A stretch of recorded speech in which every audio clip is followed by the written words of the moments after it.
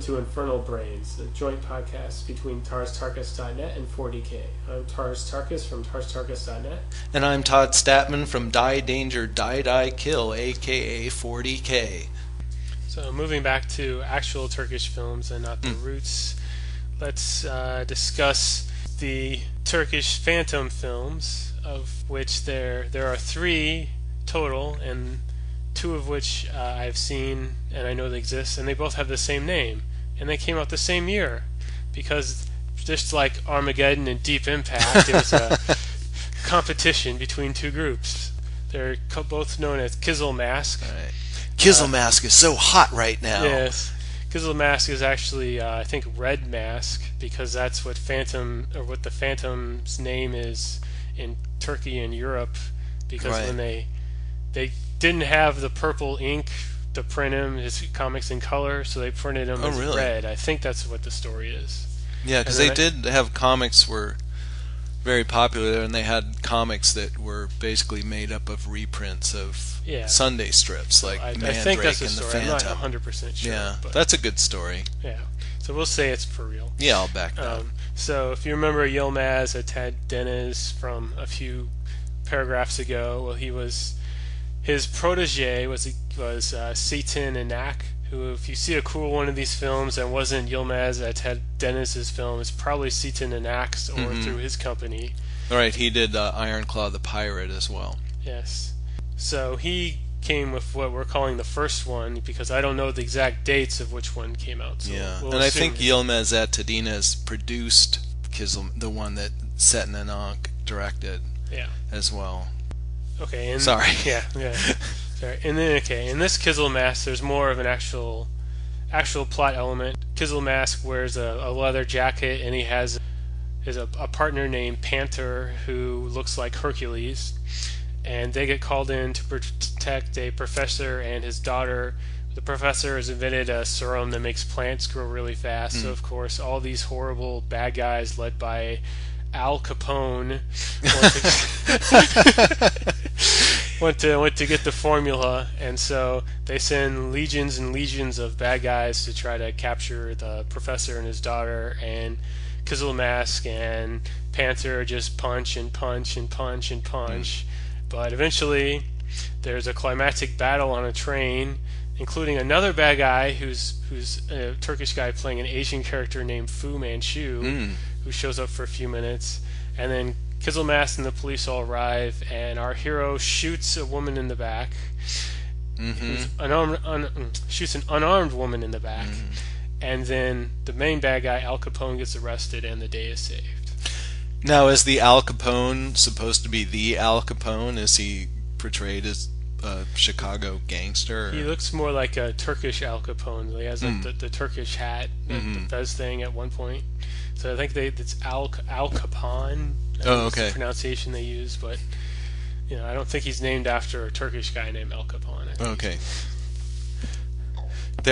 Fu Manchu also shows up in. I haven't watched this movie in a while. I have kind of a dim recollection of it, but in Iron Fist, the Giants Are Coming. The bad guy is Fu Manchu, but he is a transvestite in a wheelchair. Wow. But he does have the sort of Orientalist affectations too. So there's the yellow Fu face Manchu again in another. Yeah, exactly. Yes. But making fun of transgendered and disabled people at the same time. So it's about as unpolitically correct as you could possibly get. Equal opportunity offenders. Yes, definitely. Yes. So there's the second Kizil Mask that came out in 1968 is not quite up to the standards of the first Kizil Mask. This one is directed by a guy named Tolgay Zial. It was written by Alpay Zial, which makes it seem like some family came up with this really quickly and tried to cash in on the other Kizil Mask. And I don't know if Tolgay Zial is related to Tora Zial from Star Trek Deep Space Nine, which is a joke hopefully someone will get who's listening to this. But I'll make jokes to myself because I like to. So this one actually starts out in Africa, which is where the Phantom lives in the Phantom comics. Oh, the other one wasn't set in Africa? Oh, it was just set in Turkey. I believe it starts out in Turkey, and then they just call him and they have like a half-second scene, and then suddenly he's there. And this one is actually African natives. Oh, okay. Who dress up like stereotypical 1920s filmed African natives do. And there's even they beat drums to send this Kizilmask message. So they call Kizilmask in to protect another girl, and he gets the message somehow by the natives beating drums. So somewhere along the line, the telephone is translated to drums, and then the drums reach Phantom, who he and his loyal dog then hop on a plane and fly to Turkey and start punching people. So there's a lot of punching people. Yeah, definitely the usual superpower of Turkish superheroes is punching, except for Iron Claw the pirate. His superpower was shooting people in the face. He and his girlfriend. In the Phantom movies, is he given a sexy woman sidekick? No. Really? In one of them, he gets the daughter of the professor, who's actually the pretty chaste girl, and in the other one, he eventually ends up with the girl he's going to protect, but because he's the Phantom, he climbs into the bedroom of a Turkish lounge club singer-actress who's lounging in the tub with suds all over her, and then comes out while he's just lying on her bed and making faces at her, which instantly seduces her. But this Phantom, like, because he's the Phantom, baby. Yes. Yeah. I'm not sure how he'd really seduce anyone, though, because his costume is sort of... He looks like he's wearing his underwear on the outside of the costume, like more than normal. They're like striped boxers. More than the Superman and Killing versus Superman, because he kind of has that look going on too. Yeah. The striped boxers. But luckily, the VCD that I watched this on decided that it didn't want to show the ending in order. So I believe he defeats everybody, but I'm not entirely sure of the order. But everyone gets you never know. They could have switched it around on you. It's a big switcheroo. I was asking about the sexy lady sidekick, because that's one of the things the Turkish pulp films like to do too. Is they like to take a pretty, white bread American hero character and make him a little sexier by providing him with a sexy lady sidekick, like in Casus Karan, the Turkish spy smasher. He has his sidekick, and they ride around together on a motorcycle, and it's actually good. I get the two confused. I mean, it's easy to get these movies confused. They really run together because they're all just a lot of running and jumping and kicking and fighting. Yeah, I thought Demir Prince and Casus Karan were the same film for the longest time. I definitely get so I might be attributing the wrong things to each one, but as I recall, I think it's Casus Karan that I liked more, because I felt like Iron Claw was kind of crappy to his female sidekick. And Casus Karan and his female sidekick had a really nice, loving relationship. He would call her darling, and she called him spy smasher. Yeah. I guess that was the kind of relationship they had. But there seemed to be a lot more. They seemed to be a lot more on equal footing. But Iron Claw the pirate, his sidekick, who I think's name was Sevda, and she had a very similar costume. She didn't really get a lot of credit. In fact, when she would show up, they'd always be showing up together to shoot people in the face together, but the bad guys would always just be like, "It's Iron Claw," even then I'm like, she's right there, can you give her some acknowledgement too? I know you're getting shot in the face, but there's a lady here. But anyway, I digress as usual. And then of course in 3 Devidam, Captain America has his sexy lady sidekick too. And when they're not out fighting crime, they're hanging together at their little wet bar in their hotel room drinking highballs, and it adds a little extra, it makes them just a little more sexy, a little more adult. Yeah. So there's a sequel to Casus Karan, so I wonder if he still has the female sidekick. Yeah, I wonder that too. Wasn't it made almost immediately after? I don't know. Yeah, okay, I'm not sure. Well, yeah, I it's confusing too, because there was also a sequel to Iron Claw that was made pretty soon after that, so I might be Yeah. confusing those. Oh, and the other thing, and Iron Claw cheats on his girlfriend, of course, Yeah, well, so because he's a dog. But I guess they all do that. Yeah, I think there's two lines. There's the ones that cheat on their girlfriends all the time, and then there's the ones that are really loyal. And so it's the two classes of Turkish. Right, exactly. Cassis Karanas, the Turkish spy smasher, was loyal to his girlfriend.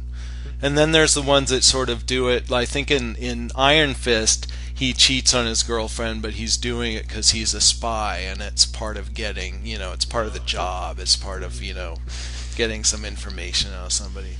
But Iron Fist, like I said, I saw it a while ago. It's one from the 70s, but you'd barely know it. It's in black and white, and it seems a lot like one of the ones that would have been made in like 67 or 68. It's basically a spy movie, but then the guy turns up like in the middle, like somewhere halfway through the film, he fakes his own death, and then he shows up as this superhero with no explanation whatsoever. And there's not even really anything to link. I mean, you just kind of intuit that when the superhero shows up, it's the same guy, but there's really nothing linking them. Mm-hmm. And there's really no logical explanation because he's been fighting like the same bad guys as himself. Mm-hmm. But and that one has Altan Gunbey as a bald Blofeld type in it too, and he and the wheelchair-bound transvestite Fu Manchu are battling for the same thing. And I think there is a treasure, and there's some kind of a mythical cross or something with some kind of supernatural power that they're after. I remember really liking this one. It was, I think, part of the reason I really liked it is because Onar put it out on the same disc with the Superman, with Tolgar's Superman movie, and it looked so much better compared to Superman. Even though Superman, you can probably find YouTube clips of the part in Superman where he's flying and it's just a doll like hung on a string in front of someone's vacation footage, basically. Yes, that's Superman. He also murders people too. But that's right. Yeah, he kills people. Yeah, definitely the Turkish superheroes are a little bit more edgy. Their code is different.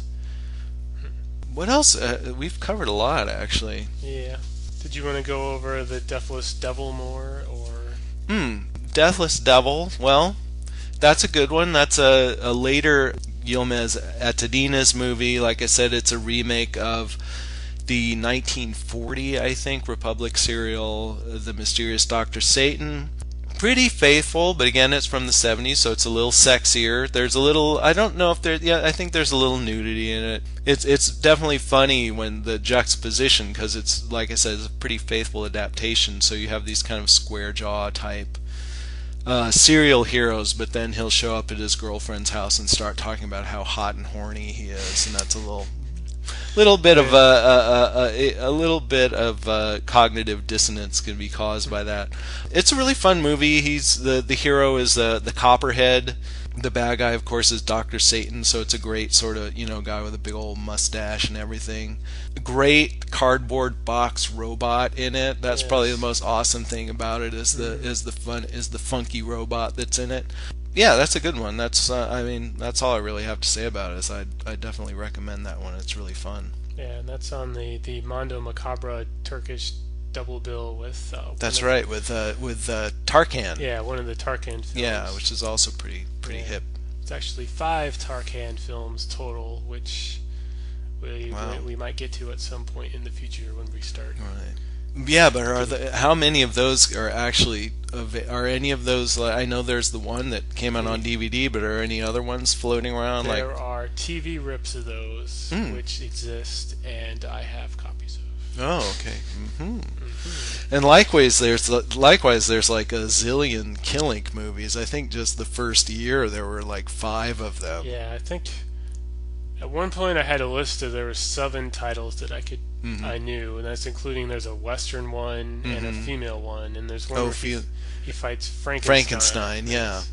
And then 3 of those are on DVD, and then